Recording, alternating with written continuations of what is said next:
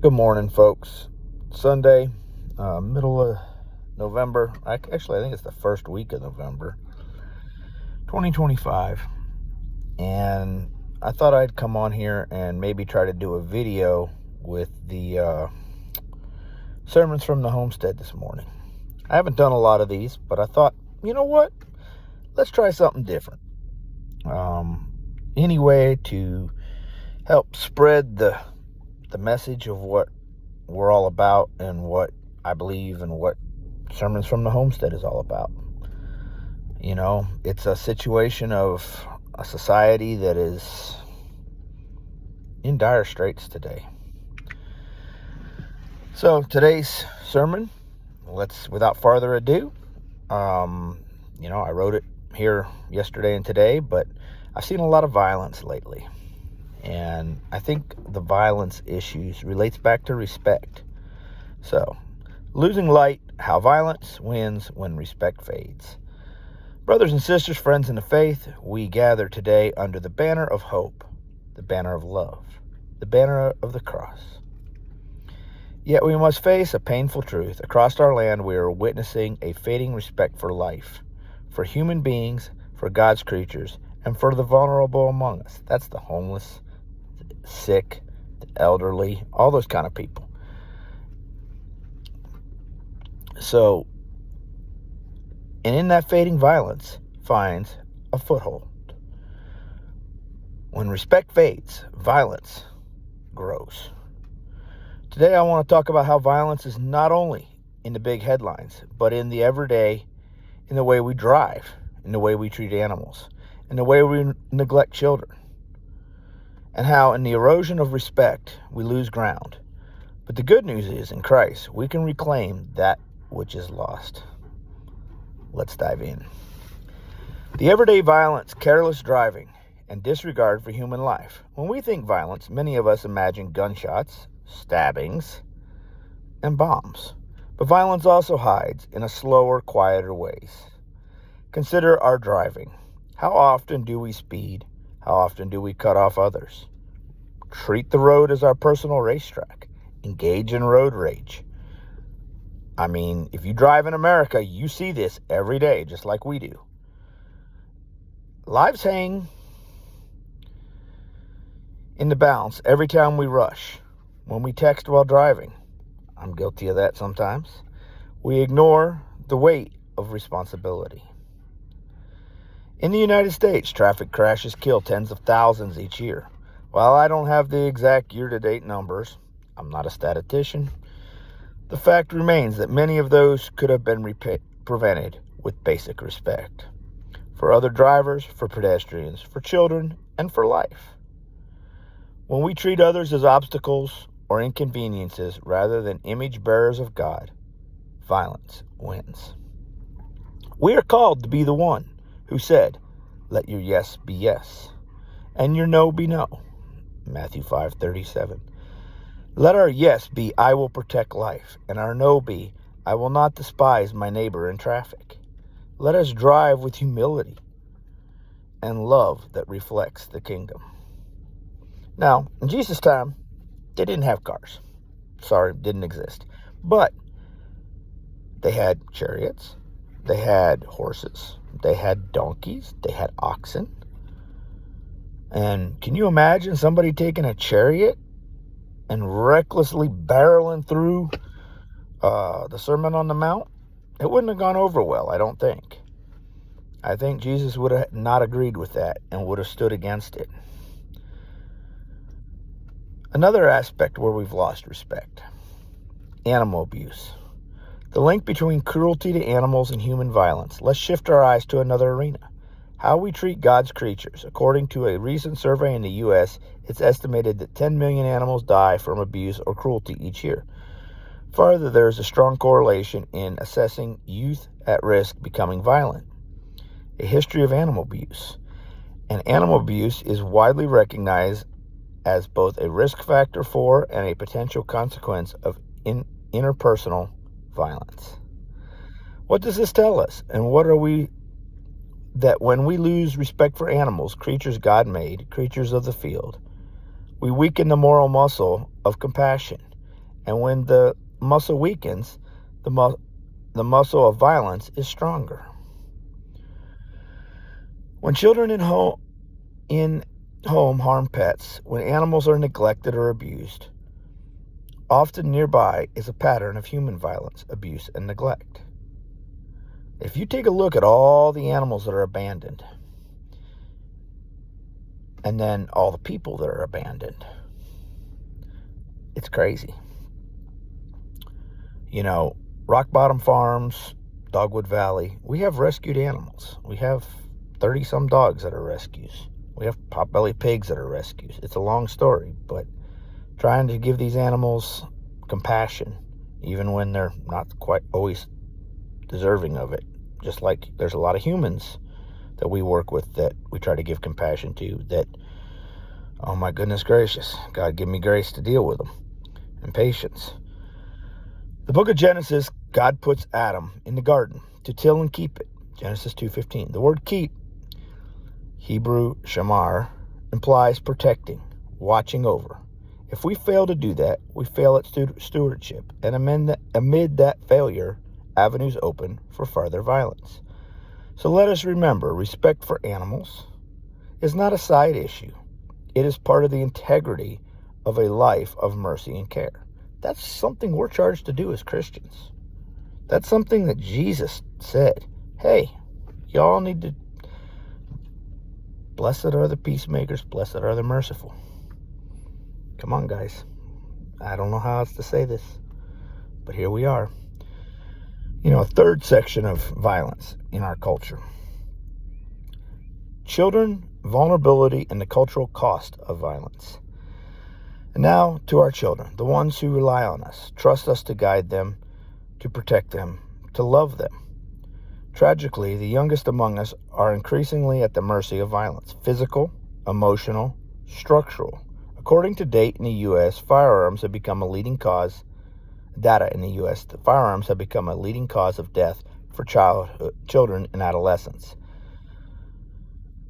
We live right here and do a lot of ministry in Birmingham, Alabama, which is Metro Birmingham is extremely violent. I've personally been witness to multiple gun battles, school shooting, youth-related gun violence, and the ripple effects of neglect and abuse all point to a culture that is no longer honoring the sanctity of life of a child or any other human. Back in my younger days when I was a young man, I can remember people driving around with shotguns on the gun rack in the back of the truck. They weren't for hunting humans. They were for hunting to feed your family and learning to hunt to feed your family. A lot of young men and women had gun racks on their vehicles when they went to high school. And today, if you showed up with a gun rack on your vehicle, you'd probably get the National Guard called, because our society has not taught this generation basic respect for human life.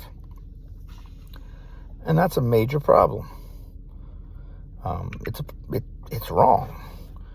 What are they going to do if the grocery store's closed and they can't hunt because they weren't taught respect, where they understand how that device is used for hunting?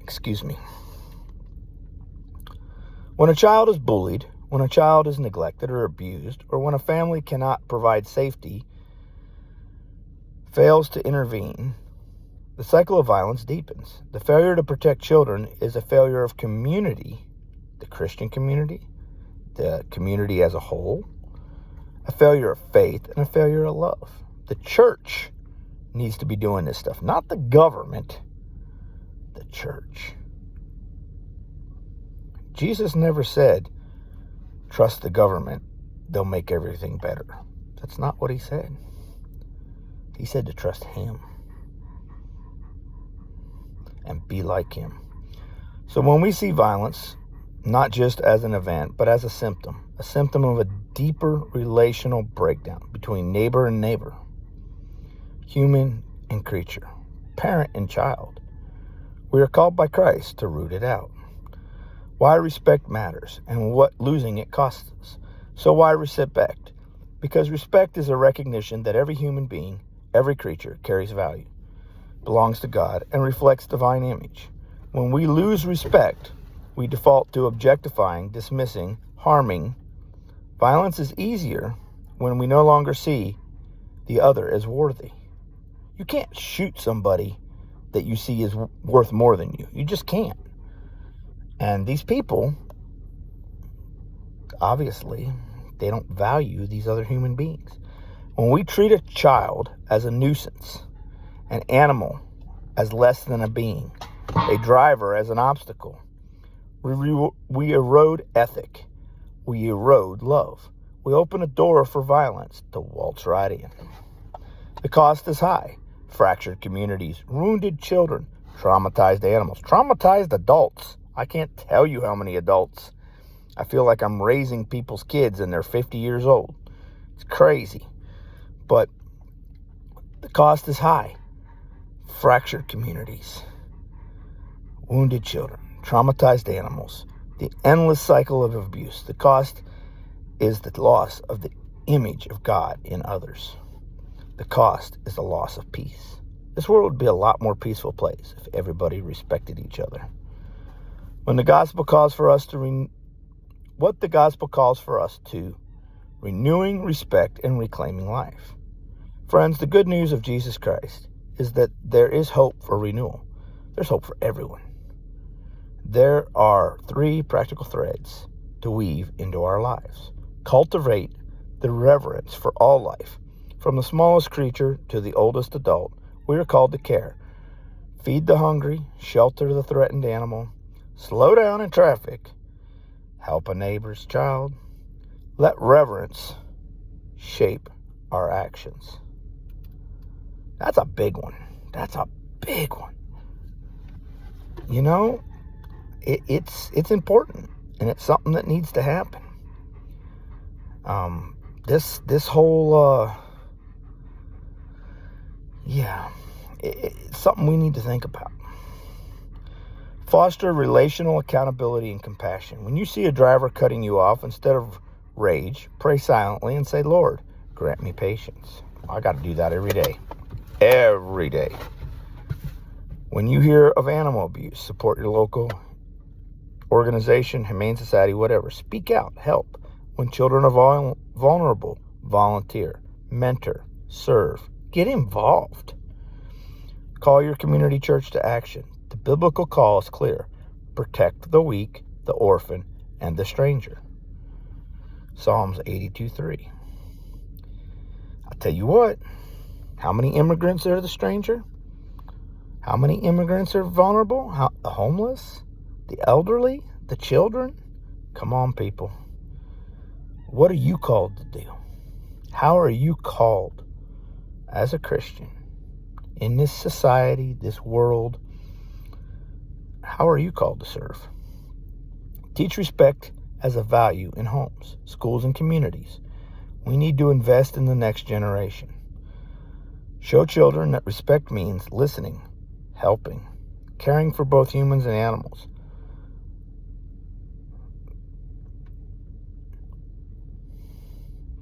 Let our programs, your advocate, ministry, your friends of the farm, your community barn raising, be places where respect is not just preached but practiced. You can do it in little ways, even at work.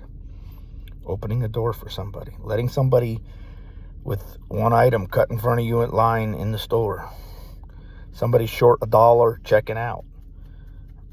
Help them out. Invitation and challenge. So I invite you today, examine your own heart. Where have you allowed respect to fade? In your driving? In your treatment of animals? In your care for children, the elderly, the homeless, the immigrant? Confess, ask for forgiveness, and act. I challenge you, let's make one new step this week. Volunteer for a local animal shelter, slow down while driving, wave at somebody you almost passed, mentor a child. Let respect be lived out loud. And when I say out loud, it needs to be loud. People have accused me of being loud, and I would agree. I'm fairly loud. And I urge this community, Let our ministry stand as light in the darkness. This world is very dark, very dark. Let our farms be places of life. Our classrooms be places of safety. Our barn raisings be places of dignity. And when I say barn raisings, maybe your version of a barn raising is helping somebody move into a new home, helping somebody fix their car. That could be your type of barn raising in your ministry. Let's raise up a culture of respect. In conclusion, in the end, violence loses when respect wins. The cross of Jesus calls us to respect so deep that he died for us while we were yet sinners. Romans 5:8. Let that same love shape how we drive, how we treat animals, and how we protect our children. He had enough love for you and for me. And trust me, I'm not an easy cat to love. That he died for us. Think about that. When you leave today, carry this in your heart. Love your neighbor as yourself. It doesn't say just your legal neighbor. It says love your neighbor. And I'd argue that immigrants are also your neighbor. Mark 12:31. Let that neighbor include the human you share the road with, the dog you walk past, the child whose laughter echoes in your community. When respect is stored, the violence that thrives and the gaps begins to shrink. May the Lord bless you, equip you, and empower you to live out a life of respect, compassion, and peace. That's it for today, folks. I just figured I'd come on here, try something new. You know, I write this stuff, but you guys don't usually hear me talk it. But, you know, Jesus called each and every one of us. He didn't just ask for the 3-piece suits. He asked every one of us to follow in his footsteps, to be like him. He didn't live in a big mansion. Jesus was homeless, as far as I could tell, for the most part. He didn't try to keep up with the Joneses. He showed love, compassion, empathy to the hurting. The hurting like me. I struggle every day. But you know what? That struggling brings me closer to the people that I'm called to work with, to help. And I can tell you stories about the challenges in doing that, the drama, the stress, you got 50-year-old people that can't figure out how to tie their shoes, let alone cook a meal.